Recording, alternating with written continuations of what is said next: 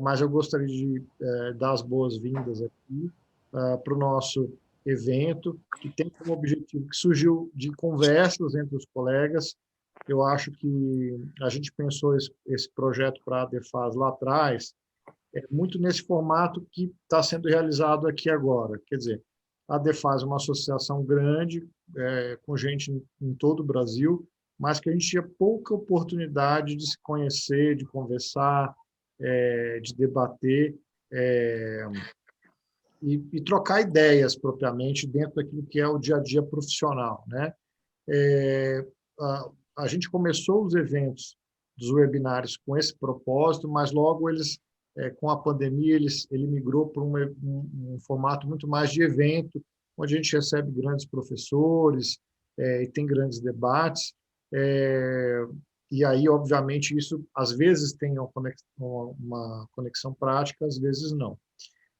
Então, a gente resolveu montar uma vez de encontro por mês, esse espaço para que os nossos diretores regionais falem e apresentem pontos para esse tópico que nós escolhemos, o tópico do divórcio liminar.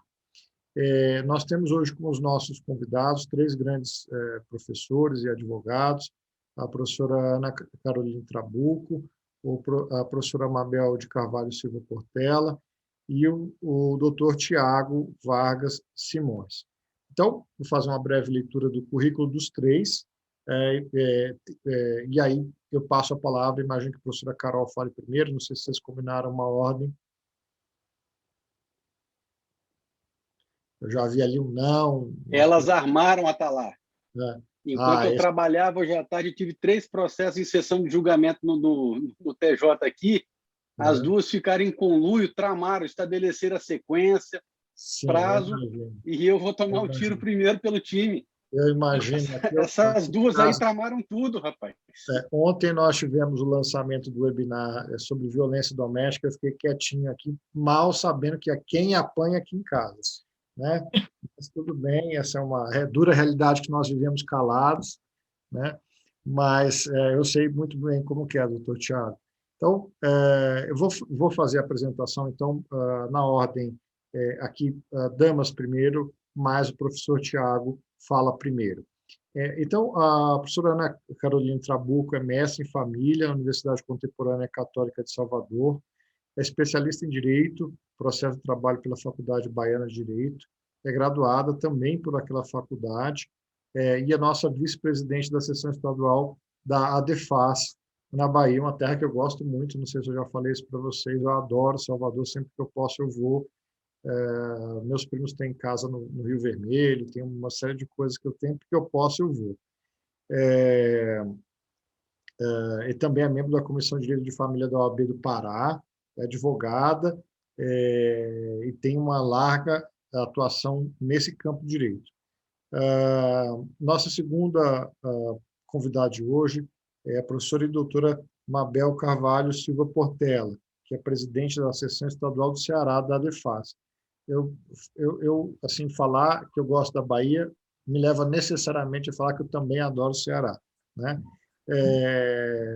Uma terra querida, a professora Maria Vital da Rocha, muito amiga, sempre que eu posso vou aí também. A professora é membro da Comissão de Direito de Família da OAB do Ceará, é presidente da Comissão de Direito Internacional da OAB do Ceará, foi no período de 2007 a 2019, membro da Comissão de Direito Internacional do Conselho Federal da OAB Ceará, e advogada também com larga prática profissional na área de nosso interesse. Professor, por fim, Dr. Tiago Vargas Simões, é pós-doutor em Direito Civil pela Universidade de Lisboa, é doutor e mestre pela PUC de São Paulo, é graduado em Direito pela Faculdade Integrada de Vitória, é presidente da nossa seção estadual do Espírito Santo, que eu gosto muito também, embora não conheça tanto quanto as nossas congêneres do Nordeste.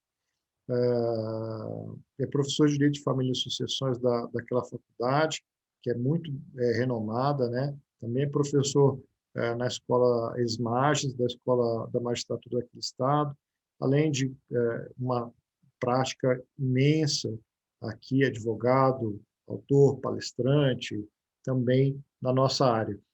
Apenas para mencionar aqui um tópico específico, dentro das nossas conversas, nós percebemos que os vários estados têm práticas diferentes dentro do direito de família.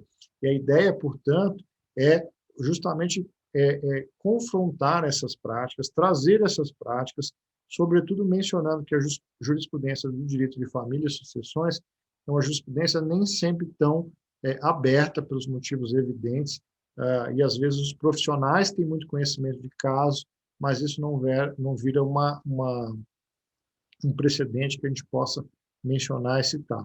A ideia desse projeto é avançar, depois com discussão de jurisprudência, etc. Feita essa apresentação inicial, queria cumprimentar aqui o professor Ricardo Beckmali e todos os demais presentes aqui. A minha tela está curta, não consigo ver aqui muita gente. Márcia Bonem, e todos aqui, Ingrid esteve com a gente ontem, e tantos aqui que fazem parte da nossa querida ADEFAS. Então, professor Tiago, seja muito bem-vindo, o senhor tem a palavra para a exposição. Professor Atalá, muito obrigado.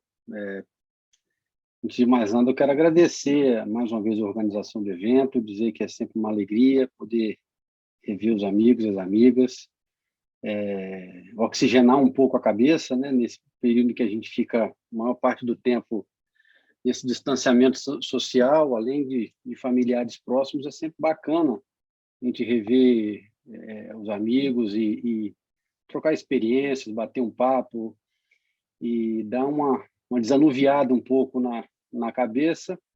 E nada melhor do que a gente fazer isso falando daquilo que a gente gosta, né? E com quem se gosta.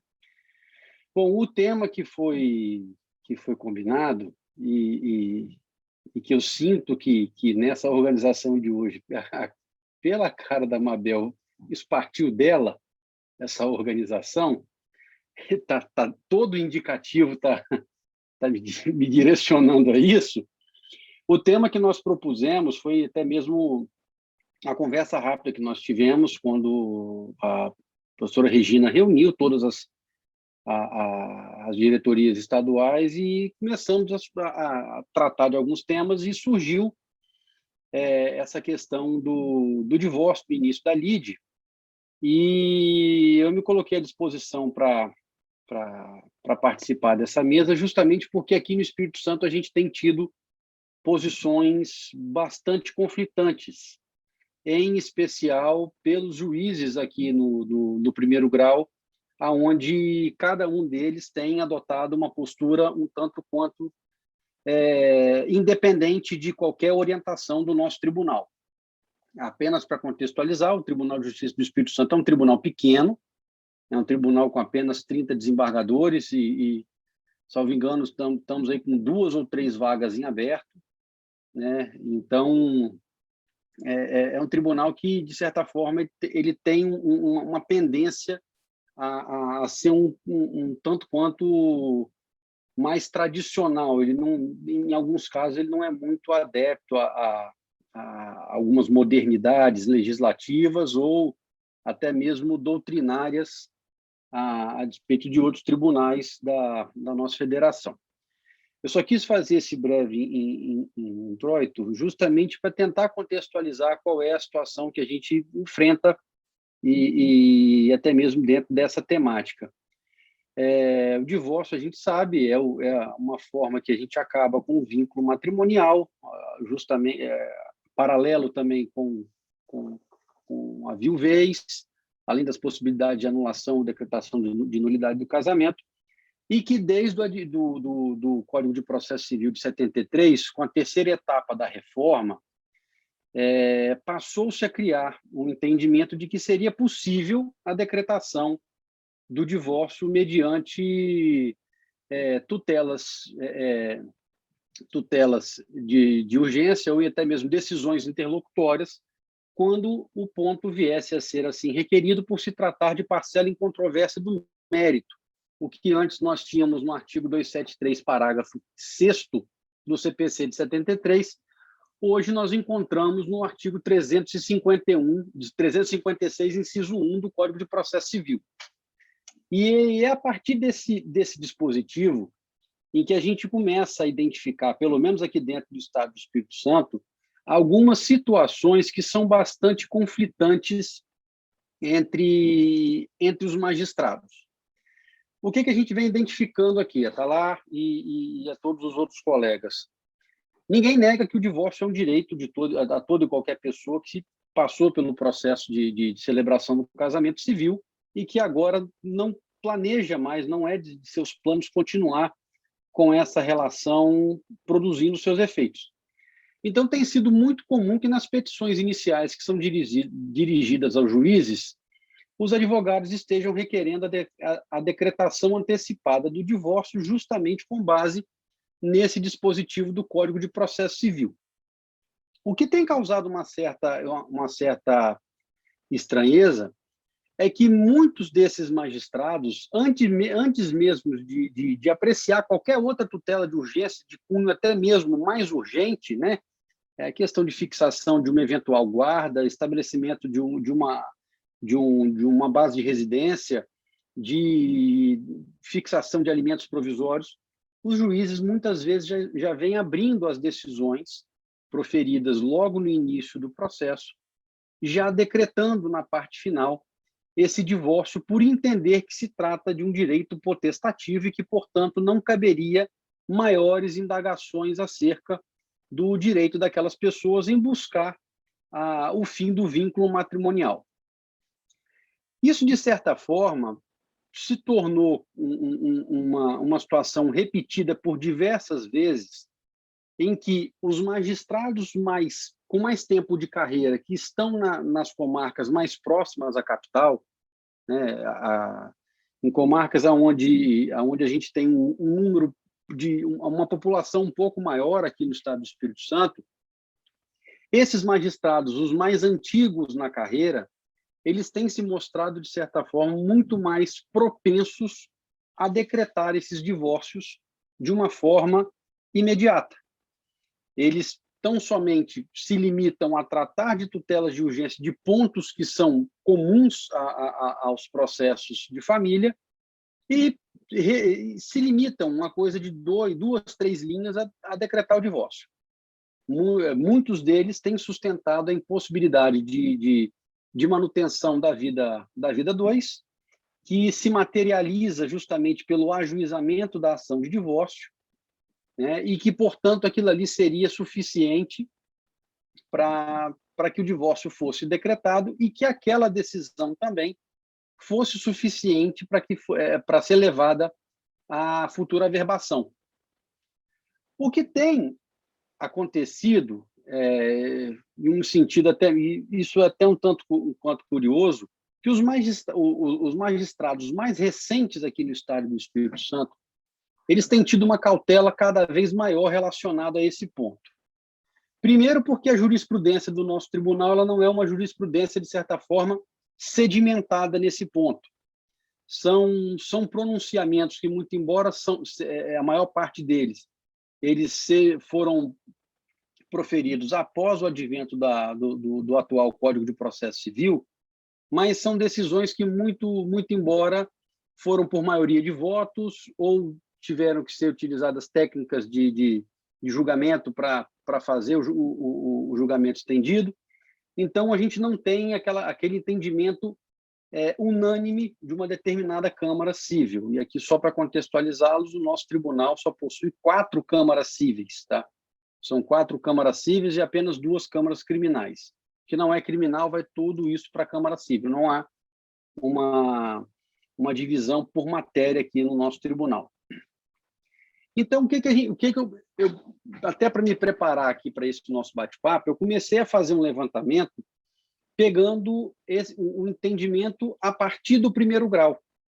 E eu comecei a perceber que a maior parte dos magistrados recém-ingressos na carreira da magistratura aqui no Estado do Espírito Santo, eles têm se mostrado bastante reticentes e, na maior parte dos casos, até mesmo indeferindo esses pedidos que são formulados para a decretação desses divórcios de natureza antecipada, trazendo alguns pontos que eu até elenquei aqui. Primeiro deles,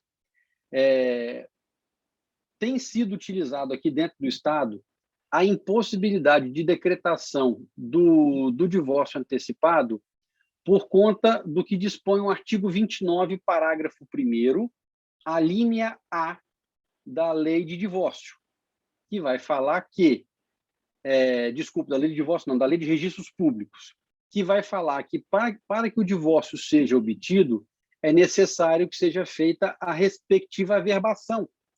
E o texto da lei, ele apenas estabelece que, para que haja averbação do divórcio, seria necessária a prolatação de uma sentença e não apenas uma decisão interlocutória. Então, esse seria um dos pontos que são utilizados. Além do mais, o próprio artigo 100 da Lei de Registros Públicos também seria suficiente para afastar essa possibilidade de concessão antecipada do divórcio, porque o artigo 100 ele diz de que no livro de registro de casamentos será feita a averbação da sentença do divórcio apenas após o trânsito em julgado daquela decisão.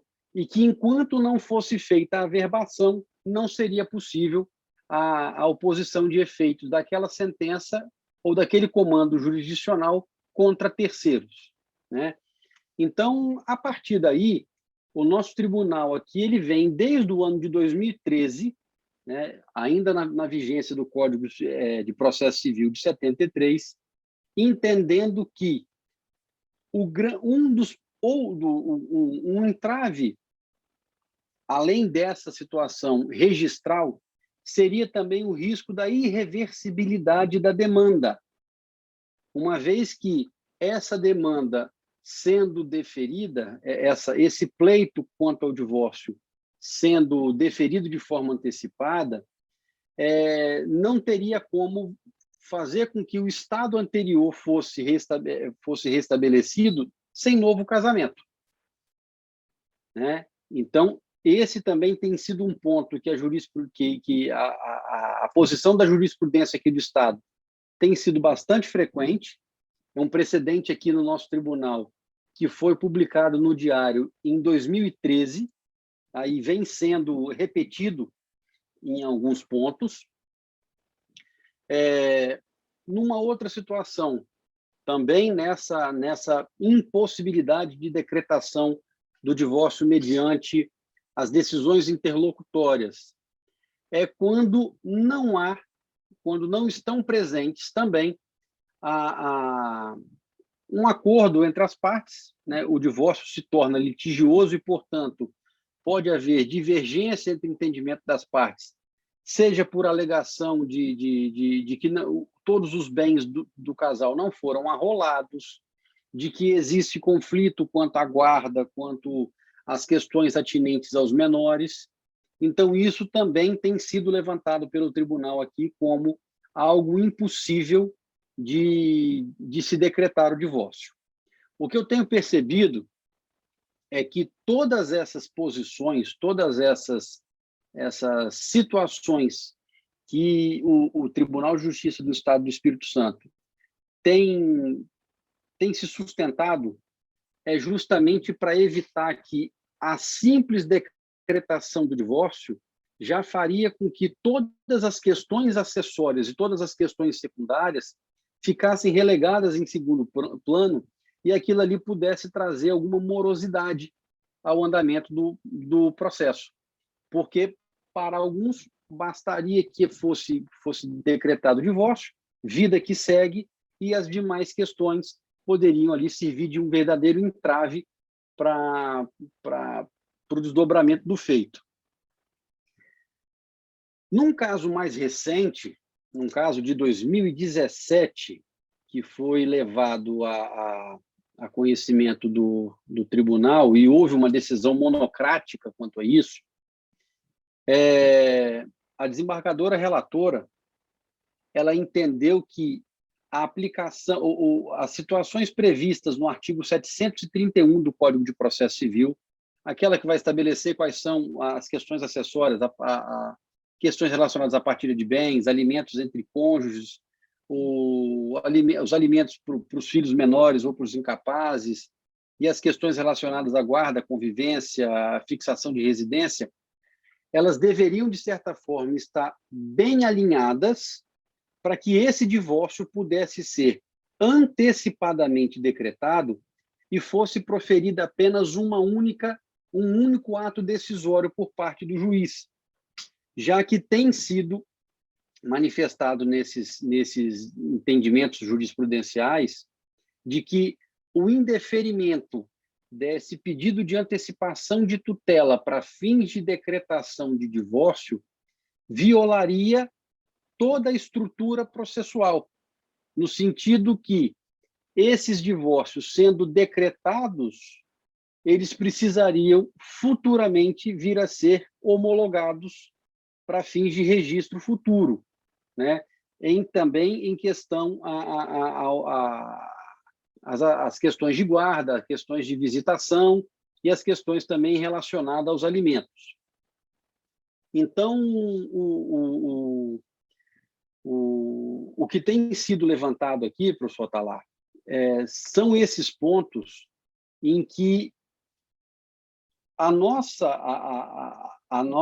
atuação enquanto advogado aqui no Estado ela tem ficado bastante confusa nesse ponto, porque a gente, primeiro, não tem muita referência de uma orientação mais massificada. A gente tem ficado muito à mercê de entendimentos de magistrados. Eu, apenas para citar como exemplo, de uma mesma vara, onde no intervalo de tempo de 2 ou 3 meses, onde funcionaram 2 magistrados. O titular da vara tem sido flagrantemente favorável à decretação dos divórcios de forma antecipada, e um substituto que por lá passou era completamente avesso a essa situação. Então, muitas vezes, o próprio jurisdicionado fica muito sem saber o que vai encontrar pela frente. E, por conta dessas vagas que o nosso tribunal tem sido convocados alguns magistrados para suprir essas vagas e tem havido uma certa rotatividade. Então, o próprio tribunal ele vem apresentando, hora ou outra, votos divergentes nessas questões que eu não consigo vislumbrar, pelo menos num futuro a curto prazo, uma pacificação desse entendimento. Eu já estou me encaminhando para o final, mas não me esquivando de depois participar do debate. Eu quis apenas fazer essas colocações iniciais, mas para trazer aqui, mais uma vez, a necessidade desse projeto que a DEFAS levanta, para que nós possamos também ter base jurisprudencial de outros estados para facilitar não apenas quem está do lado de cada mesa, né, no caso dos advogados, mas também para os colegas do Ministério Público e colegas que atuam na condição de magistrados, para a gente tentar, pelo menos, ter um indicativo e não ficar tão sujeito a decisões tão conflitantes oriundas de uma mesma vara ou até mesmo de um mesmo órgão fracionário de um determinado Tribunal de Justiça. Eu me coloco à disposição de vocês, gente. Espero ter atendido as expectativas.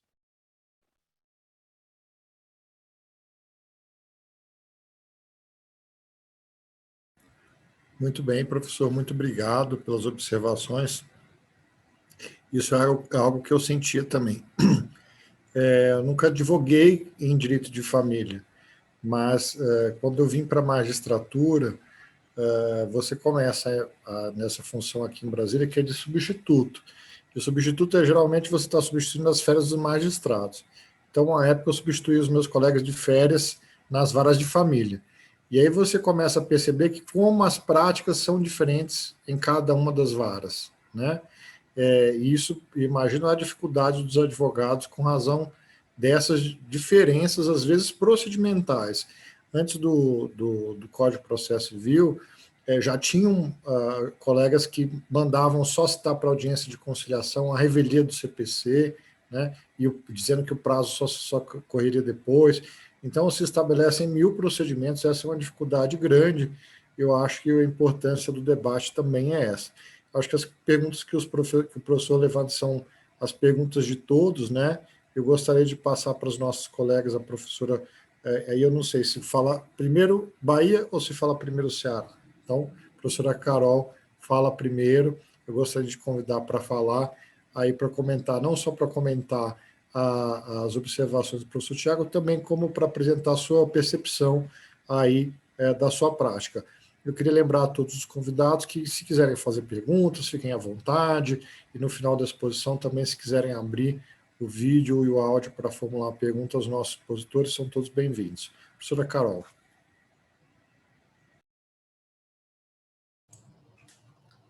Muito boa noite a todos, obrigada, doutor Atalá. Muito boa noite a todos que aqui nos prestigiam, né, assistindo esse webinar maravilhoso.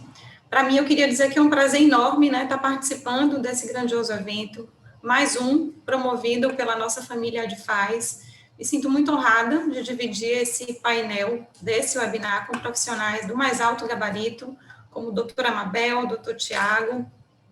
E aqui, apesar dela não estar presente no momento, eu gostaria de fazer o meu agradecimento especial à nossa presidente, Regina Beatriz Tavares da Silva, grande jurista que concebeu essa família Adfaz e que dela cuida diariamente, protege, alimenta, não com mãos de ferro, mas com mãos de fada, eu diria.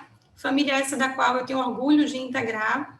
Então, eu agradeço à doutora Regina por ser esse ícone, por ser guia e farol para todos que militam e simpatizam, né, com o fascinante direito de família, e com muita generosidade ela ilumina todos com seu brilhantismo, né, e eleva o direito de família a um patamar diferenciado, com um trabalho muito sério e de conteúdo de excelência. Mas vamos lá, estamos aqui para falar do divórcio no início da lide. Como bem falou doutor Tiago, essa é uma matéria, em termos de jurisprudência, um pouco complicada da gente fazer pesquisa. Primeiro porque a grande maioria dos processos corre realmente sob segredo de justiça. Então, muitos dos acórdãos, eles não são publicados. E quando são publicados, eles normalmente não têm nome das partes, é muito restrito, enfim. De todas as pesquisas que eu fiz, e olha o que eu fiz, com tutela antecipada, tutela de evidência, sentença antecipada parcial de mérito, no Tribunal de Justiça da Bahia, eu só encontrei um único acórdão. Porém, a militância diária na advocacia de família, eu pude trazer aqui, que não dá para trazer tantos, mas eu trouxe 2 exemplos de sentenças, né, de julgamentos no primeiro grau. E o que a gente percebe é que realmente está longe de ter uma harmonia, né, um entendimento sedimentado, seja no primeiro grau, pior ainda no segundo grau.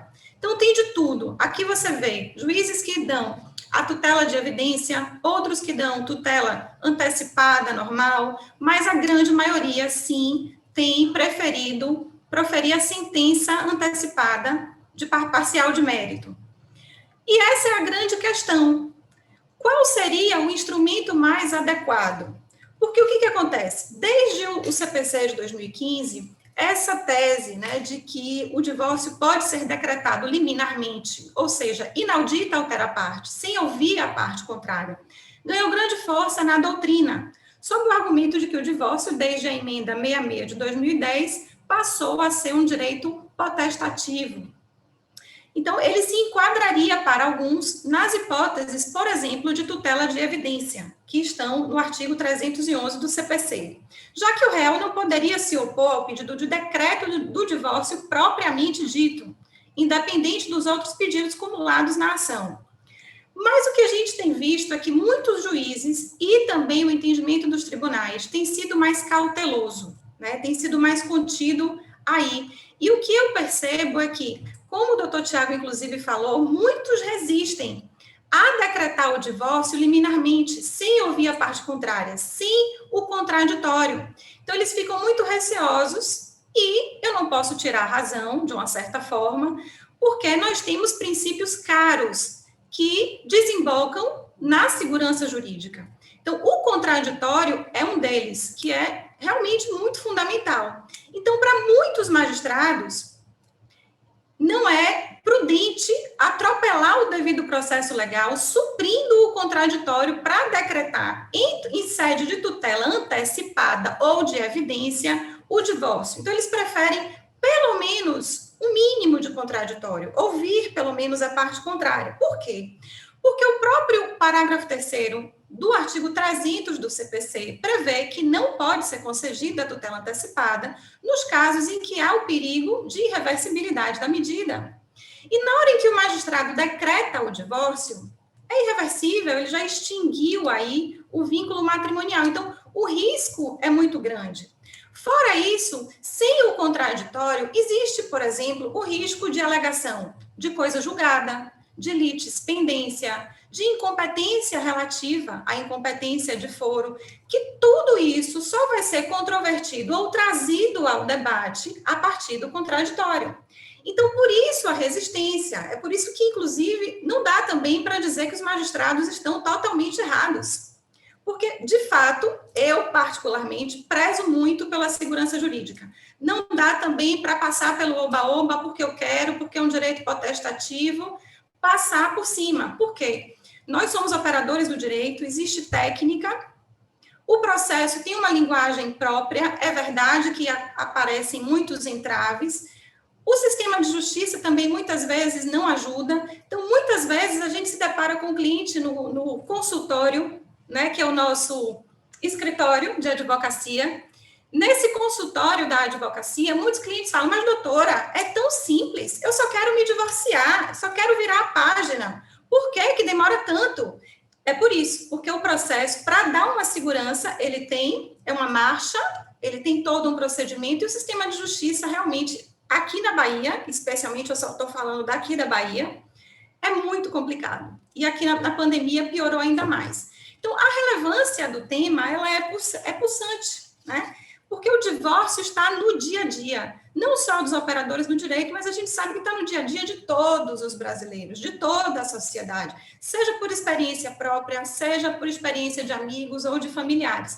E o que nós vemos é que cada vez mais as pessoas valorizam, buscam, exigem celeridade, liberdade, menos entraves, para terem aquela sensação de alívio, né? De que encerrou um ciclo, de que virou a página, para que possam seguir com suas vidas afetivas. Então, muito desses argumentos, no sentido de que, na verdade, se eu decretar o divórcio, vai ficar muito mais difícil para poder resolver as outras questões. Muito por conta dessa resistência, aqui, pelo menos nós no escritório, por estratégia, muitas vezes para burlar esse entrave, ao invés de cumular as ações, nós fazemos uma ação de divórcio puro, exclusivamente a ação de divórcio. É o mesmo cliente. Nós fazemos uma ação em que a gente pede apenas, tão somente o divórcio, e fazemos outra cumulando muitas vezes alimentos e partilha de bens. Porque o que nós percebemos é essa resistência. E aí o provimento judicial demora por conta desse entrave. O que, processualmente falando, não tem justificativa. Por outro lado, a segurança existe processualmente no que toca à sentença parcial antecipada de mérito. Nós temos esse instituto processual no artigo 355 e 356. Para o caso do decreto do divórcio, né, no início da lide, mas sem atropelar o devido processo legal, sem suprimir o contraditório, é possível, sim, ainda que depois de ouvir o réu, mas já ainda no início, decretar o divórcio por meio de sentença. Porque o artigo 356 prevê que é possível, quando o pedido se mostrar incontroverso, no inciso 1º, ou no inciso 2º, quando estiver em condições de imediato julgamento, nos termos do 355. E o 355 diz que também o juiz deve proferir, deve decidir antecipadamente o mérito, quando não houver necessidade de outras provas. É o caso do divórcio. Porque o divórcio, realmente, hoje, é um direito potestativo e extintivo, e eu não posso submeter à vontade do outro, basta a vontade de um. Então, qual é a prova que eu preciso para poder decretar o divórcio? Apenas a certidão de casamento. Eu só preciso provar que eu estou casado. Então, com a incidência desses dispositivos legais, nós temos uma ferramenta processual mais segura para poder decretar o divórcio no início da lide e, assim, destravar o processo e deixar que as partes andem, né, nas relações afetivas de uma forma mais tranquila. Bom, eu trouxe aqui, como disse, um acórdão, que foi o único que eu achei realmente na pesquisa da jurisprudência, e 2 decisões. Eu vou aqui tentar compartilhar com vocês, para vocês acompanharem comigo, tá? Deixa eu ver aqui.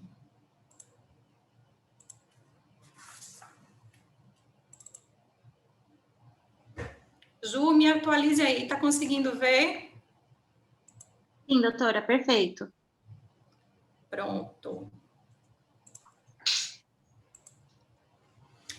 Bom, primeiro esse agravo de instrumento.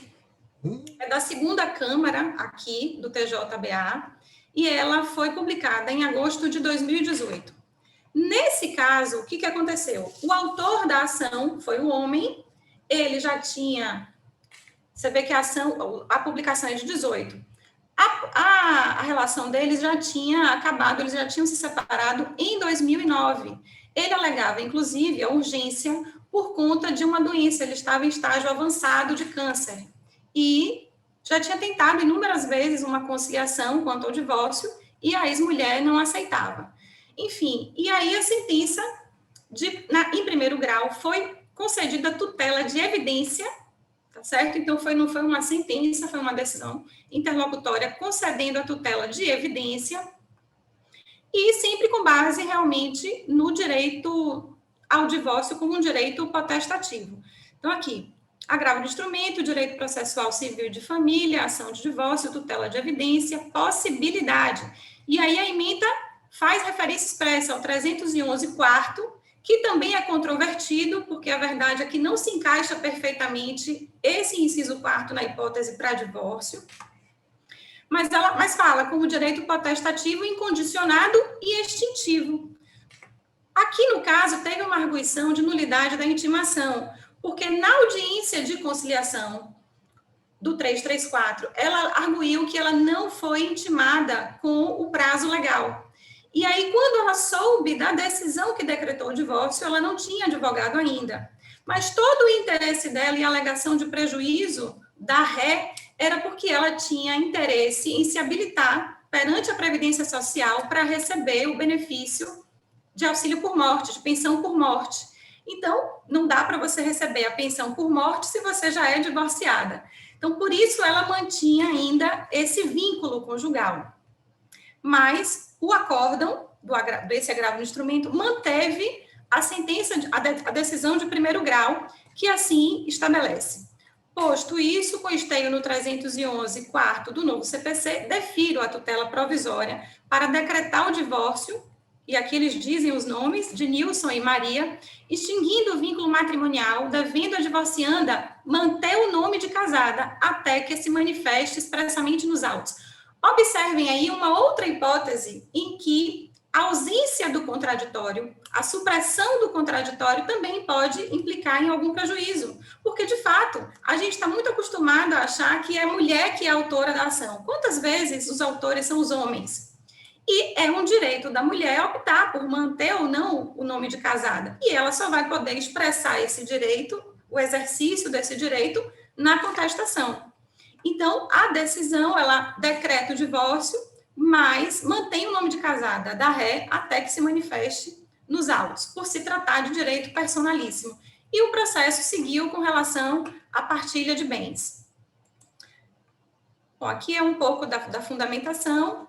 Se quiserem, eu posso compartilhar depois a íntegra do acórdão, tá certo? Mas para a gente passar e não ficar muito chato, na verdade, a relatora e a segunda Câmara fala isso, que cinge-se a controvérsia acerca da possibilidade de decretar o divórcio do casal em sede de antecipação de tutela. Aqui vocês observam que no próprio acórdão há uma mistura aí dos institutos, uma confusão, porque no fundo foi uma tutela de evidência, e nesse caso foi isso. Como eu falei, a alegação da ré era só que ela estava prejudicada porque ela queria se habilitar para receber o auxílio, né, de pensão por morte. E esse foi o único acórdão que eu realmente consegui achar aqui no Tribunal de Justiça da Bahia. Então, passando para o primeiro grau, eu trouxe aqui 2 decisões. A primeira, recentíssima, publicada agora no dia 13 de maio. Nessa aqui, nós somos advogados da parte autora. Essa é uma ação de divórcio em que a gente cumulou alimentos e partilha por opção do cliente. A cliente realmente preferiu cumular as ações. E nessa decisão, é o doutor Givandro, um juiz, inclusive, tecnicamente muito bom. Ele prima realmente pela técnica, um juiz muito bom. E o que ele diz? Nesse caso aqui teve uma discussão de regularidade da citação, mas independente disso, ele fala que a inocorrência de citação válida não impede que se possa conhecer pedido de divórcio em face do instituto em questão ter natureza eminentemente potestativa. Então, ele também reconhece a natureza de direito potestativo. E aqui eu faço questão de ler porque ele faz, aí são argumentos metajurídicos, mas que no direito de família são fundamentais. Então ele fala, não existe lei que faça resistir um relacionamento amoroso que se esgaça pelos mais variados motivos, tanto que a nossa legislação anterior, tão severa para impedir a dissolução matrimonial, chegou a impor um selo de indissolubilidade ao vínculo que teve que evoluir com o tempo e acolher de forma compassiva o instituto do divórcio, mediante exigências formais por ocasião da sua introdução nos idos de 77, com a implantação da lei de divórcio, e evoluir para uma modalidade mais célere, eficaz, peculiar na vida moderna. Na atual quadra, o direito brasileiro, o divórcio, independe de tempo mínimo de casamento, de prévia separação de fato entre os cônjuges ou de motivação para que seja rompida a aliança, símbolo de um aprisionamento vitalício, petrificado na expressão sagrada até que a morte os separe. O direito de não permanecer casado no momento em face da modificação implantada com a emenda 66 de 2010 passou a ser um direito potestativo de qualquer dos cônjuges, que podem ingressar em juízo com pedido de divórcio, sem observância dos pré-requisitos anteriormente exigidos. Ninguém, hoje em dia, tem o dever de permanecer casado, sendo desimportante que haja anuência ou assentimento do outro consorte. Basta a iniciativa conjunta ou individual para romper-se as correntes de sustentação que elevavam o matrimônio à condição de sacramento. Por isso, independente da vontade de citação de uma das partes, o matrimônio não poderá mais subsistir, sob pena de impor-se uma pena aos cônjuges que não mais alimentam interesse em continuarem casados. Aqui é importante esclarecer que nessa ação nós tentamos citar, porque o juiz não queria decretar liminarmente, inaudita altera parte, ele sempre teve essa resistência, e nós tentamos citar a parte contrária muitas vezes. E como ele reside no Rio de Janeiro, foram expedidas 3 cartas precatórias, e até agora a gente não conseguiu citar. Mas ainda assim, a gente ficou insistindo, pedimos a sentença mais uma vez, e aí o doutor Givandro agora decretou. E a conclusão dele é de sentença realmente, né, de julgamento antecipado parcial do mérito. Então, com efeito dado ao pré-exposto, e o que mais consta, considerando que o direito de divorciar não tem como ser obstaculizado, defiro o pedido de antecipação de tutela, assim, julgo parcialmente o mérito do pedido de divórcio, julgamento parcial, para declarar dissolvida e extinta a sociedade matrimonial entre os cônjuges, com SPEC no 300, parágrafo 3º, cumulado com 3561 do CPC e artigo 1571, inciso 4º do Código Civil, 226, parágrafo 6º da Constituição, deixando para apreciar os demais pleitos após a citação e instrução probatória. Então, aqui ele inclusive já dá força de mandado para dar celeridade na averbação do divórcio, tá? Então, assim que transitar em julgado, essa sentença já é um mandado de averbação, e aqui ele cumpriu exatamente com o objetivo de dar celeridade à extinção do vínculo matrimonial, Então, as partes podem seguir sua relação afetiva e, muitas vezes, isso tem um efeito psicológico, sim, positivo na lide. Porque quando a parte se resolve dessa forma, desse lado afetivo, muitas vezes ela se desarma para os outros e se abre, muitas vezes, para um acordo. Então, não é também, como muitos falam, vou deixar para lá, agora não quero mais saber de partilha, de alimentos, de guarda. Não é bem assim.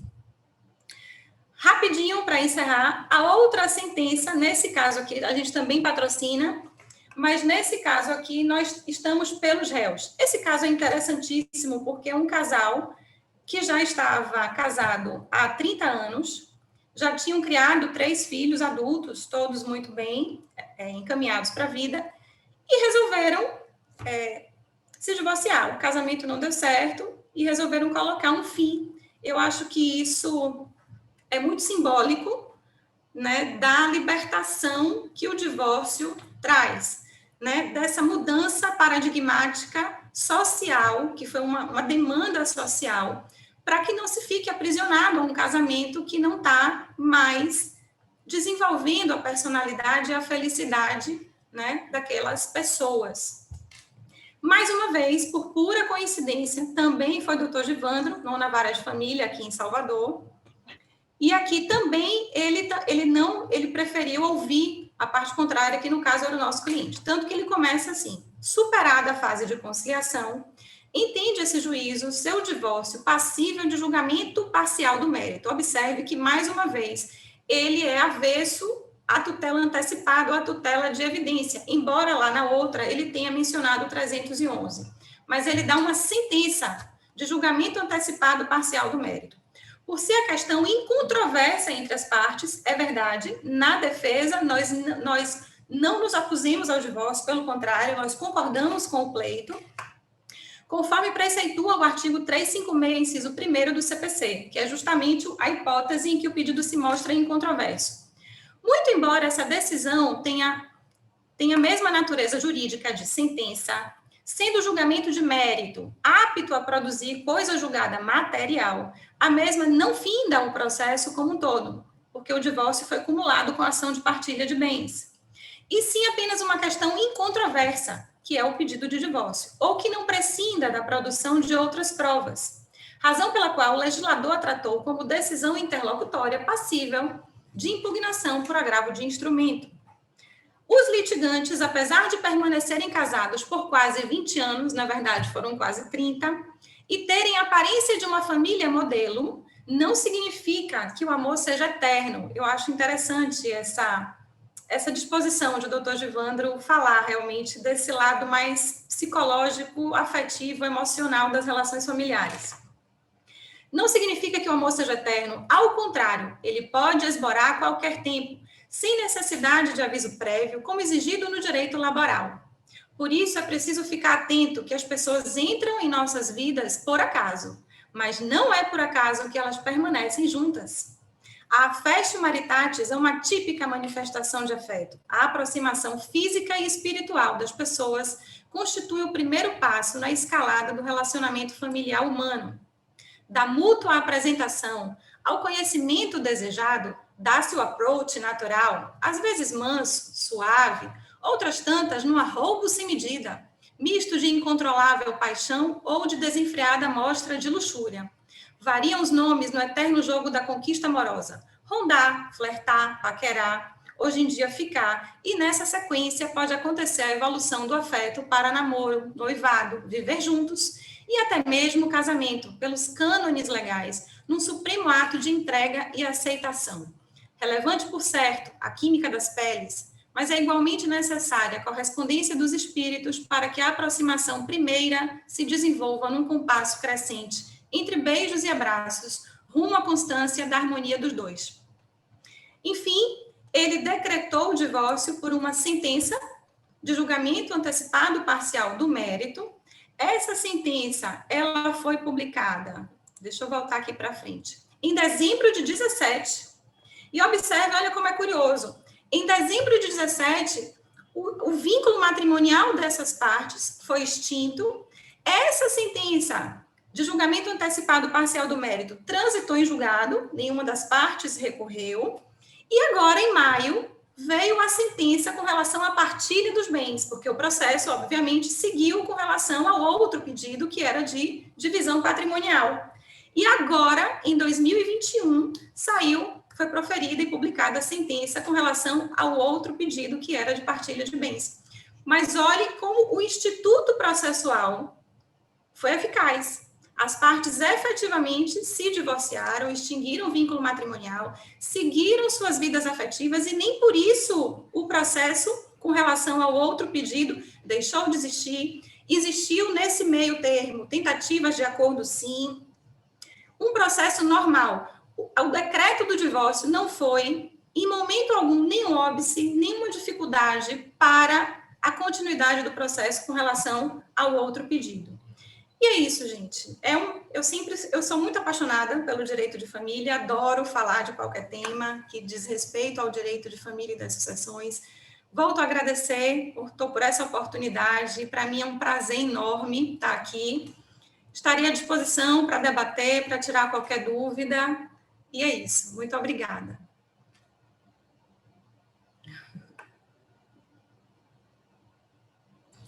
Muito obrigado, doutora Carol. É um prazer ouvi-la, ouvir a sua experiência e ver como é tão amplo o nosso campo de investigação, né? E como as posições são diferentes entre si. Agora, sem muitas delongas, vou passar a palavra para a doutora Mabel e a gente abre. Aí eu vou falar um pouquinho da minha opinião, falar como a gente fala aqui em Brasília.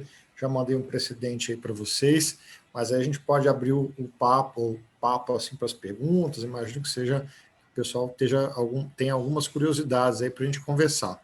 Doutora Mabel, seja bem-vinda à nossa exposição. A senhora tem a palavra. Boa noite. De bancada virtual, Carol e Tiago. Doutor Atalá, que prazer, finalmente. Sou sua fã, viu? Estou já ansiosa pelo nosso encontro de amanhã. Quero aprender muito. Amanhã vai ser legal. Lembrando aqui, amanhã nós temos o evento de lançamento do nosso livro, que resultou assim, de uma ideia simples como essa, né? De tratar da união estável em vários países, estão todos convidados. Amanhã, no mesmo horário, às 19 horas, nós vamos fazer o lançamento do livro, ouvindo o professor Maluf, a professora Regina, e vai ser um evento e tanto. Todos convidados, tá? Os detalhes estão lá no site da DEFAS. Obrigado por lembrar, professora Mabel. E a maior curiosidade das pessoas que estão conversando comigo sobre o evento de amanhã é sobre a questão do namoro. O tema para deixar o pessoal curioso, viu, doutor Atalá? Pessoal... Eu brinco aqui com os meus alunos, eu falo assim, olha, você está casado, você está em união estável, né? Aí cada um vai falar, né? Qual que é o seu critério para saber se está casado? Um fala assim, eu coloquei a escova de dente, as minhas roupas estão na casa da minha namorada, né? Eu conheci o pai, passei no shopping, cada um tem o seu critério. Eu falo, vocês não sabem, o único que sabe se vocês estão namorando ou se estão em união estável sou eu, é o juiz que vai julgar, então vocês se contentem com isso. Mas o meu critério é o mais duro possível, beijou durante o dia, é união estável e pronto, final. Pois o doutor Atalá, curiosidade e interesse, depois dessa pandemia é que é mesmo, viu? Tá todo mundo querendo saber se é namoro, amizade, união estável, amizade colorida, o que é, né? Então, amanhã saberemos, né, quais são os critérios. Então, doutor Atalá, eu queria dar boa noite para toda a diretoria da DEFAS Ceará, que está aqui presente, maciçamente durante toda essa semana de eventos. E eu queria falar um pouquinho, já que na nossa reunião, quando a gente resolveu fazer esse projeto, né, o senhor com a doutora Regina, foi muito interessante ver quanta divergência nós temos internamente, né? Divergência de posicionamento, de opinião, de tudo. Se a gente tem divergência dentro da mesma comarca, imagine isso num país inteiro, né?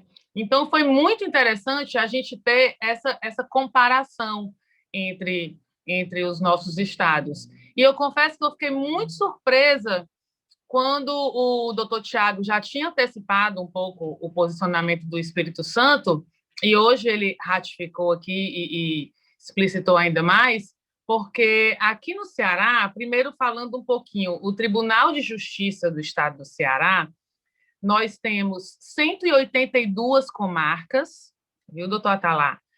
E aqui em Fortaleza temos 18 varas de família. O nosso tribunal é composto por 44 gabinetes de desembargadores, sendo 3 câmaras de direito público, 4 de direito privado e 3 criminais, um total de 10. Então, falando especificamente sobre as varas de família de Fortaleza, que são 18, é muito, muito uníssono o pensamento da decretação do divórcio no início da lide. É muito uníssono. O que é que eu posso dizer que vem aí parecido com a fala dos colegas da doutora Carolina e do doutor Tiago, e o que é um pouco mais diferente? A dificuldade na questão da jurisprudência, eu acho que isso é uma coisa geral. Aqui também é muito. Nós não conseguimos ter acesso, o site do tribunal não facilita. Quando a gente joga várias palavras, vários mecanismos de busca, a gente encontra decisões totalmente aleatórias, bem diferentes daquilo que a gente estava pesquisando. Não é fácil. Quando encontra a questão do segredo de justiça, também dificulta, de modo que a gente vai fazendo esse posicionamento, como a Carol bem colocou, com base na nossa experiência prática, né? Naquilo que a gente vê. Então, aqui, qual é a situação que é geral e pacífica? É a sentença parcial antecipada de mérito.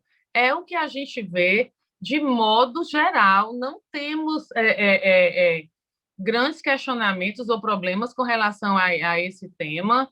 É muito, muito uníssono. Hoje eu até tomei a liberdade de conversar com alguns colegas meus de faculdade, contemporâneos, que são magistrados que estão, por exemplo, em comarcas do interior, onde são vara única e aí cuidam de diversos assuntos, e todos eles diziam assim, não, Mabel, isso aqui é tranquilo, ninguém nem pensa nisso. A gente decreta, sim. Agora, o que é que a gente vê também? Que não se decreta de forma liminar. Na maioria esmagadora dos casos aqui. Todos dizem que, se temos uma certa formalidade na decretação do casamento, ainda que seja um direito potestativo, né, precisamos de um mínimo de formalidade também para dissolvê-lo. Isso não significa uma dificuldade ou não se conseguir aquele direito que se busca, mas apenas uma certa prudência também nisso. Então, o que é que os juízes fazem? Eles decretam, sim, agora, após a formação do contraditório, após, muitas vezes, uma audiência de conciliação, ou durante a audiência, ou quando vão proferir um despacho saneador ou uma decisão interlocutória. E ali, durante aquela decisão interlocutória, é decretado o divórcio. Então, isso aqui, no estado do Ceará, é muito tranquilo, é muito pacífico, e sempre através de julgamento antecipado parcial do mérito. Eu tomei aqui a liberdade, eu posso até depois dividir aqui na tela com os colegas ou no chat, de uma decisão de um processo em que eu atuei. No caso, eu era advogada da Virago, e o cônjuge varão ingressou com um divórcio litigioso, cumulado com oferta de alimentos, guarda, convivência e partilha de bens.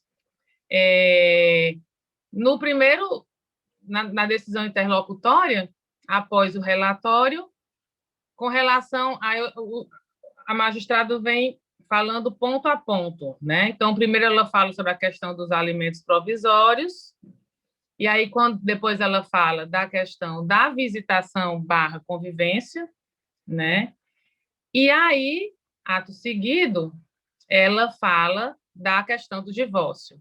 E aí eu tomo aqui a liberdade de ler esse trecho, não é longo. Abre aspas. De imediato, como sei disso, o pedido quanto ao decreto do divórcio trata-se de direito potestativo de qualquer dos cônjuges, devendo ser deferido, mesmo sem a concordância da parte adversa. Não é o caso dos autos, porque houve o aceite imediato da parte acionada em audiência de conciliação realizada, folhas 37. Assim, satisfeitas as exigências legais, tendo havido manifestação perante o juiz da vontade livre e consciente da parte autora de se divorciar e sem manifestação disposta do representante do Ministério Público, há de se conhecido e homologado os pedidos incontroversos. Isto posto, demonstrada a inequívoca vontade dos cônjuges em se divorciar e atendidas as exigências do artigo 226, parágrafo 6º da Constituição Federal, considerando tudo mais que dos autos consta, nos termos do artigo 356 e inciso 1º do Código de Processo Civil, proceda ao julgamento antecipado parcial do mérito e decreto o divórcio de fulano e fulano, desfazendo o vínculo matrimonial existente, permanecendo ambos com seus nomes de solteiros, visto não terem sofrido alterações. Procedo ainda em homologar, para que produza seus jurídicos e legais efeitos, que a guarda do filho menor será compartilhada entre os genitores, tendo o menor como base de sua residência o da genitora, e que não há bens passíveis de partilha, prosseguindo-se a ação nos pontos que o casal não logrou em acordar, que aqui, no caso, era sobre a questão da convivência e dos alimentos. Então, essa decisão é da 10ª Vara de Família, da comarca de Fortaleza, e a magistrada sempre age dessa forma, como é maciço e pacífico nas nossas decisões aqui.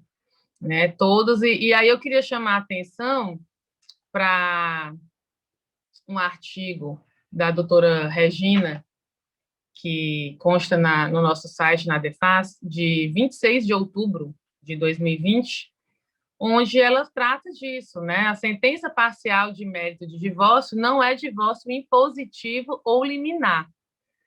E os magistrados aqui seguem essa linha, essa decretação, mas não de uma forma liminar, não de uma forma impositiva, mas de forma parcial, de forma antecipada, mas com esses critérios, ainda sendo um direito potestativo. Aguarda-se a formação do contraditório, aguarda-se a realização de uma audiência de conciliação, e, em seguida, se tem essa decisão. Então, assim, realmente eu fiquei muito surpresa com o posicionamento que o doutor Tiago trouxe do Espírito Santo, porque aqui em Fortaleza não é isso que acontece. Então, eu queria trazer um pouco essa visão do que acontece aqui para a gente, para os colegas, e agradeço a oportunidade. Queria abrir também a palavra para os colegas daqui de Fortaleza, que estão aqui, que se quiserem se manifestar. Tem aí a Carla, tem a Juliana Cursini, tem a Ingrid. Se alguém quiser colocar.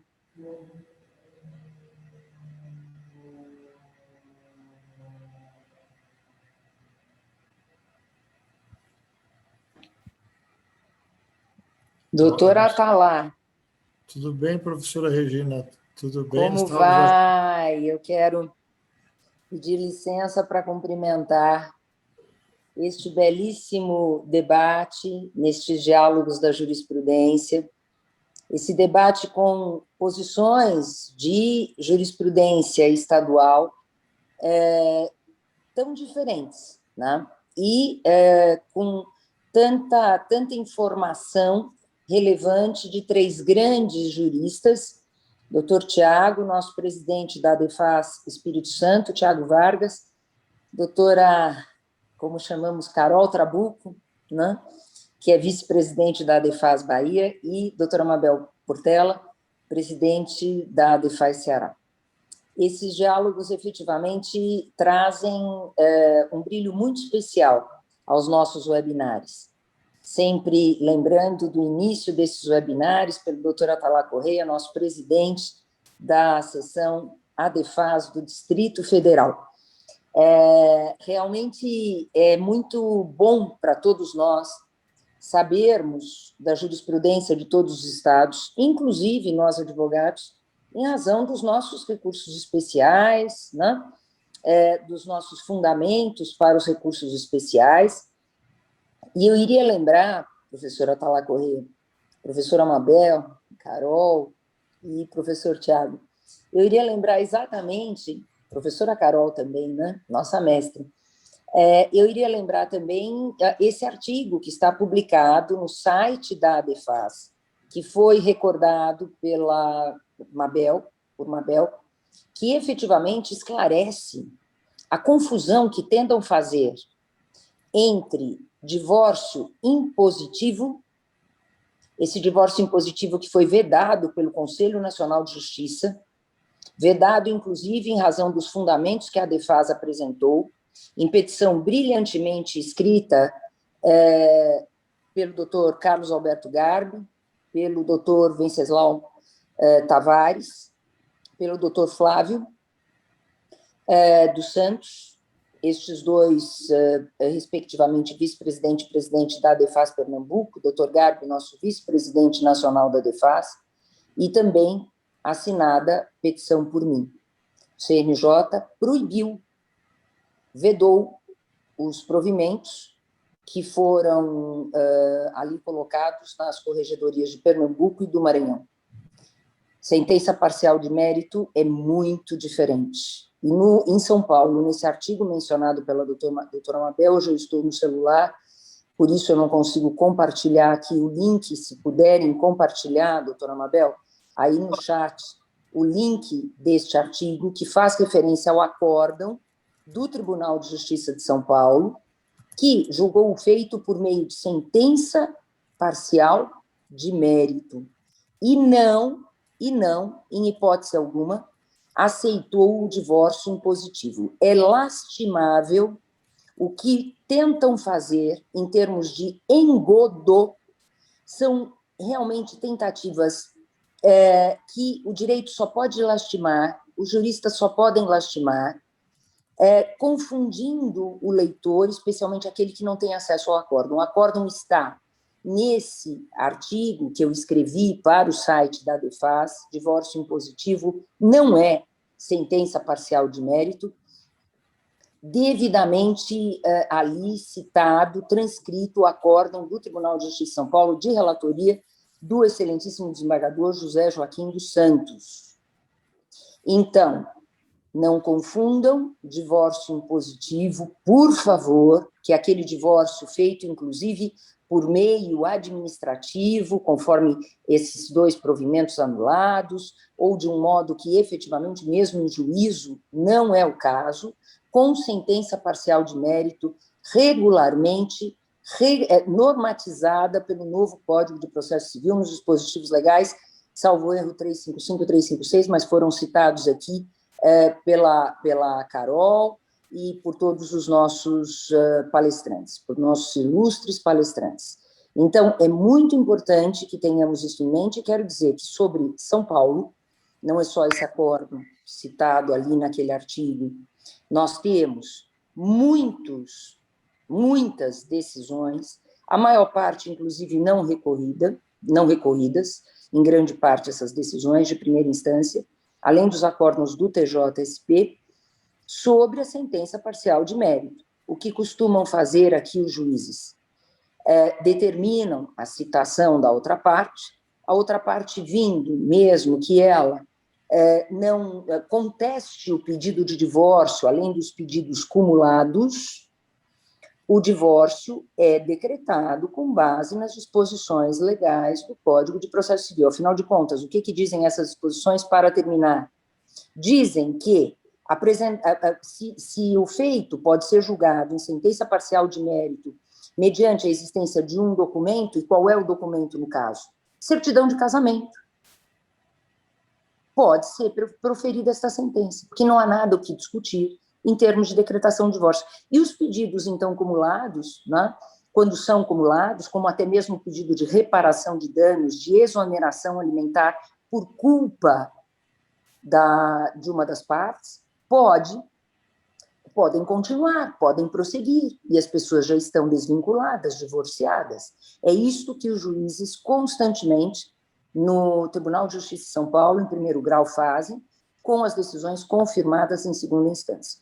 Então, obrigada, doutora Atala, pela palavra. Eu tenho aqui alunos, né, da Unicet presentes, que eu cumprimento, trouxe os meus alunos da turma da Unicet, da turma de graduação, que é uma instituição de ensino cearense, né, para este evento que conta com a nossa seção estadual do Ceará, além da seção estadual da Bahia e do Espírito Santo. Muito obrigada, doutora Atala. Muito obrigado, doutora Regina. Deixa eu ver se está ligado aqui. Ah, tá. Muito obrigado, professora Regina, por dar um norte, como sempre, aqui a nossa discussão. Eu estava pensando aqui, depois da exposição dos colegas, como eu faria para chegar perto do que falaria a professora Regina, né? E aí, graças a Deus, você surge aqui no finalzinho da fala da professora Mabel, já para dar esse norte para o debate. Eu queria agradecer a presença de todos aqui, eu vi muitos alunos aqui, efetivamente, marcando presença, e gente de vários lugares. O que eu queria mencionar é justamente, assim, ainda que você acredite que o direito envolvido no divórcio é potestativo, a gente sabe a posição da professora Regina lá na atualização do livro do Washington de Barros Monteiros, que não é essa, mas ainda que você acredite que é um direito potestativo, quer dizer, aquele direito que você pode exercer independentemente de uma prestação, ele está longe de ser, no meu modo de ver, aí, um direito do qual você pode fazer valer independentemente de comunicar ao outro, né? Acho que o Tiago trouxe bons argumentos aí do fato registral, da questão registral, e menciona assim como uma curiosidade. Às vezes aqui no DF você tem, por exemplo, um pedido liminar aí para transferir propriedade, né? Olha, foi roubado, transfira liminarmente o imóvel, o tabelião não registra aqui em Brasília, ainda que seja por ordem judicial, porque ele só pode levar a registro a decisão final, e não uma decisão provisória. E isso leva a gente para discutir justamente esse tema que a professora Regina disse, a diferença entre uma decisão liminar em antecipação de tutela e o julgamento parcial do mérito, né, que eu acho que é um tema importante. Como é que eu faço aqui, doutora Carol, doutora Mabel e doutor Tiago? Faz tempo que eu não estou na jurisdição de família, mas eu recebo, eu não defiro a liminar, eu mando citar para a audiência de conciliação, na audiência de conciliação a gente conversa, ouve, e geralmente ali, aqui no DF, a gente tem muito a prática que a professora Carol disse, de separar, né? Às vezes você tem uma petição inicial que vem com todos os temas, né? Aqui em Brasília a gente é muito, assim, não vou dizer técnico, mas tem essa visão, olha, aqui você pede o divórcio e você pode discutir a partilha de bens, mas guarda de crianças é para lá, e você vai separando os temas de modo que os divórcios levam, às vezes são várias, 2 ou 3 ações tramitando, mas você consegue fazê-las tramitar de uma forma mais rápida, ou pelo menos decidindo aquilo que é importante de uma forma célere. Sobretudo quando você coloca em mente aí a perspectiva do psicossocial das crianças, né? Quando tem disputa de guarda, não tem jeito, por um lado, né, você resolve rapidamente o divórcio, Se é partilha de bens, você continua discutindo nos autos e aí vai. Eu acho curioso aí, doutor Tiago, que do ponto de vista psicológico, o nosso código tenha dado uma prevalência e todo um cuidado com relação à conciliação e mediação, esforços de solução, de autocomposição, inclusive indicando que ela vai ser citada para a audiência, mas já não vai receber cópia da inicial, não é isso? Mas que o juiz possa distorcer essa lógica e dizer, olha, você está divorciada, você nem sabe por quê, mas já está divorciado. Porque isso é um direito potestativo. Eu acho assim, de uma indelicadeza, de uma falta de respeito com o próximo enorme. Eu acho que, eventualmente, vão ter situações, está morrendo, que vão justificar, que vão tirar o peso desse pedido. Mas, às vezes, você ficou 20, 30 anos casado com a pessoa, não vai ter a delicadeza de falar, olha, eu quero me divorciar de você. E aí eu fico lembrando lá do repúdio dos muçulmanos, o professor Danilo gosta de falar de muçulmano, do repúdio dos muçulmanos, o próprio direito romano tinha formas de repúdio, e eu fico pensando, até falei com o professor Venceslau, quando ele fez o parecer, se a gente não está voltando a ter um repúdio. Isso é muito triste, no meu modo de ver, porque você transforma o pedido de divórcio, algo que deveria ser simples, vamos dizer, do ponto de vista, não quero mais divorciado, você estará em algum momento, por um instrumento de vingança. Eu corri primeiro, eu estou jogando na sua cara que eu não quero mais. Então, acho que tem todo o aspecto psicológico ruim em torno desse pedido, por isso eu não defiro. Eu trouxe um precedente aqui do TJDF, que foi publicado autorizando, ele não entra muito nos detalhes do caso, diz que pode, é uma tutela da evidência, ele coloca lá, mas, no meu modo de ver, isso não deveria ser aceito. De qualquer forma, está lançado o debate aqui, eu gostaria de ouvir não só os colegas, o doutor Tiago levantou a mão, estou vendo a doutora Mônica e os demais presentes, sejam todos bem-vindos para o debate. Doutor Tiago, você tem a palavra. Antes de mais nada, eu quero cumprimentar a nossa presidente, doutora Regina, é sempre uma alegria, uma satisfação para todos nós rever a senhora, lhe ouvir, acima de tudo, e cumprimentar a todos, cumprimentar a Carol, cumprimentar a Mabel, pelas brilhantes exposições. Atalá, eu levantei a mão mesmo para não perder o gancho, porque você falou, bateu o gatilho na hora. Hoje, um dos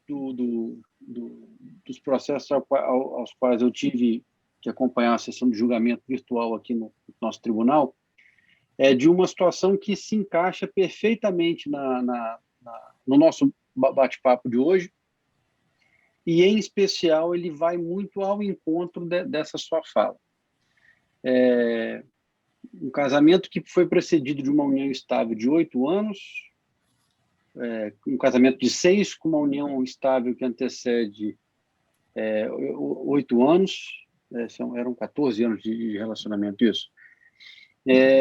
De um relacionamento onde o varão, nesse caso, meu cliente, reconhece a paternidade de um filho que biologicamente ele sabia que não era dele, ele começa a se relacionar com a Virago ainda na fase inicial da gestação, registra aquela criança, biologicamente não era filho dele, mas se torna filho de afeto, adoção brasileira, tem um filho em comum com ela, e me perdoe o termo não muito correto, mas uma situação que desgraçadamente envergonha o Estado do Espírito Santo é o excesso de número de atos covardes de violência contra a mulher.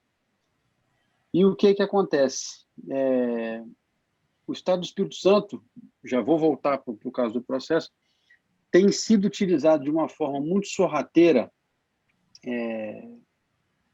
que em muitas situações algumas mulheres têm requerido medida protetiva contra o cônjuge, usa dessa medida protetiva como uma forma de de atacá-lo junto aos filhos nas ações de divórcio. Primeiro, cria-se... eu quero ser muito cuidadoso com isso daqui para não parecer desrespeitoso, principalmente com as mulheres. Tá? Eu estou colocando... volto a repetir, infelizmente, isso é um motivo de extrema vergonha para todos os capixabas. Isso me envergonha e muito, de que o meu estado, o estado do Espírito Santo, é o estado onde nós temos o maior índice de registros de violência contra a mulher. Isso é um absurdo, isso é uma vergonha. Eu prefiro não adentrar muito para não deixar o fígado falar mais forte do que a razão, porque eu tenho uma posição muito peculiar e não muito urbana com um covarde que agride uma mulher. Então, eu prefiro me abster de passar desse tipo de comentário para a conversa não perder o foco. Mas tem sido comprovado pelas magistradas que estão à frente das varas, dos juizados especializados da violência doméstica, que, em muitos dos casos, têm sido apontadas falsas denúncias de violência doméstica como um instrumento de coerção ou de inibição para com o outro, sendo que isso traz consequências dentro de uma ação de divórcio. Nesse caso em que hoje eu participei dessa sessão de julgamento, aconteceu justamente isso. 14 anos de relacionamento, um casamento que já vinha desgastado ao longo do tempo por diversas questões, a principal delas a questão financeira, em que houve uma discussão, o varão sai de casa, a Virago, 48 horas depois, ela procura a delegacia especializada da mulher, faz uma denúncia de violência doméstica. O casal tem 2 filhos menores. Ajuiza uma ação de divórcio no auge da pandemia, o estado do Espírito Santo todo paralisado, as ações eram todas elas... Aqui os processos são físicos, tá, gente? Nós vivemos aqui, nós estamos no século XXI, ano de 2021, mas o nosso judiciário estadual aqui mais um motivo de vergonha para nós. Apenas 3% do nosso estado ele é coberto pelo PJE. Então, uma capital como Vitória, uma capital da região sudeste, com o 3º porto mais movimentado do país, as nossas varas de família, eu me assustei, tá, Mabel? Você fala que são 18 em Fortaleza, aqui na capital do estado do Espírito Santo, são apenas 4 varas de família. Aqui em São Paulo são 53, na comarca da capital. Pois é, aqui são só 4 varas. E aí, no meio dessa pandemia, ele simplesmente recebe uma intimação de que havia sido decretado o divórcio contra ele estava impedido de exercer a guarda dos filhos, a guarda foi unilateral, porque havia uma medida protetiva contra ele, alimentos fixados em valores altíssimos, e ele sequer pôde entrar em casa para pegar as coisas, alguns pertences, alguns bens de uso pessoal. Então, isso, Atalá, tem sido uma situação bastante preocupante, porque sequer foi oportunizado a essa parte, sequer foi oportunizado a esse ex-cônjuge, a esse pai, que ele pudesse ao menos entender, que ele pudesse ao menos conversar. Ele recebeu uma intimação do tipo, olha, contesta, e teve mais. Os juízes, alguns juízes aqui no estado, eles têm atropelado a regra procedimental de cita para audiência de mediação e conciliação e depois inicia-se o prazo para contestação. E aqui, em alguns casos, eles têm colocado simplesmente depois a gente faz isso, porque isso pode atrapalhar um pouco a celeridade processual. Então, quando você falou, isso veio à cabeça, isso me chamou a atenção, porque além de toda essa falta de urbanidade, essa falta de humanismo também, você já decretar, você simplesmente trazer a uma pessoa a informação de que aquela família dela já não existe mais, que aquele relacionamento já não existe mais, sem que fosse dado oportunidade para que ele se manifestasse, faz aqui a gente pensar que o direito potestativo também ele não pode se sobrepor, essa ideia de que o meu direito vai aonde termina, aonde começa o do outro. Isso é uma coisa que merece muita atenção e, ao menos ouvir a parte contrária é o mínimo que se pode esperar. Certamente. Certamente. Muito obrigado, doutor Tiago. Doutora Carla quer falar, né? Eu vou passar a palavra para ela. Eu vou só me ausentar um minutinho aqui, pedindo desculpa, doutora Carla, para colocar minha filha na cama. Um segundinho. Sem problemas, doutor Atala. Obrigada. Não, só rapidinho para contar do depoimento aqui, Tiago, eu percebi todo o seu cuidado para falar do uso indevido da Lei Maria da Penha, mas nós que militamos, lamentavelmente, nós temos visto o uso da Lei Maria da Penha dessa forma, o que é uma lástima, né? Uma desvirtuação de uma lei protetiva que todas nós precisamos. Quem tem filhas, irmãs, mães, nós sabemos o alcance e os benefícios dessa lei, mas, lamentavelmente, a gente tem esses casos. Eu não tenho só um, e o que mais me deixa triste é ver que alguns colegas, que eu não gosto nem de usar essa palavra, né, eles estimulam as clientes a fazer a ter esse tipo de comportamento. Não, olha, se o cara está muito duro na partilha, está muito duro nos alimentos, vamos colocar uma Maria da Penha contra ele, que no instante ele amansa. Né? Inclusive, nós temos uma colega aqui, uma pessoa que é muito conhecida no ramo, que, não tendo mais êxito nesse tipo de comportamento, porque ela já ficou visada, as pessoas já sabem, inclusive lá nos juizados, que ela faz isso, ela agora passou a acusar os pais de abuso sexual de filhos e de enteadas. E assim, como eu tenho vários casos nos quais eu atuo em oposição a ela, eu tive que realmente fazer uma representação dela junto à OAB, junto ao TED. Então, assim, eu entendo todo o seu cuidado, doutor Tiago, mas eu acho que todos nós que militamos na área de família, nós conhecemos casos. É minoria, realmente, mas eu acho que nós temos que estar atentos ao comportamento dos nossos colegas com relação a isso. E como aqui em Fortaleza, relativamente de um determinado nível de clientes para cima, a gente se cruza o tempo inteiro. Né? A Mabel de um lado, eu estou do outro, a Isabela de um lado, eu estou do outro, essa fulana de um lado, que eu não vou dizer o nome dela aqui, porque não precisa, e termina que você faz esse juízo do colega. Ai, que maravilha, quando eu pego um caso, ai, meu Deus, graças a Deus, eu tenho...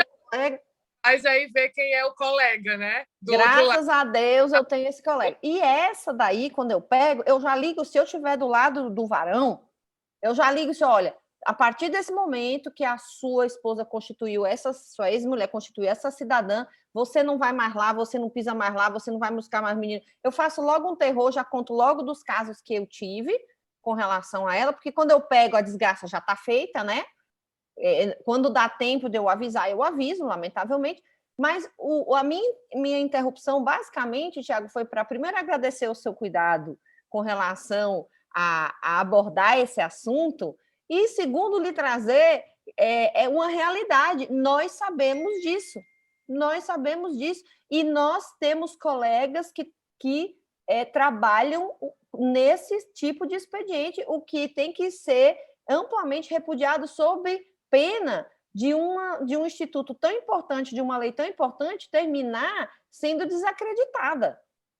Né? Porque o grande perigo da má utilização da Maria da Penha é esse, é que nós deixemos de poder contar com ela e com todas as proteções que essa lei nos traz aos nossos clientes.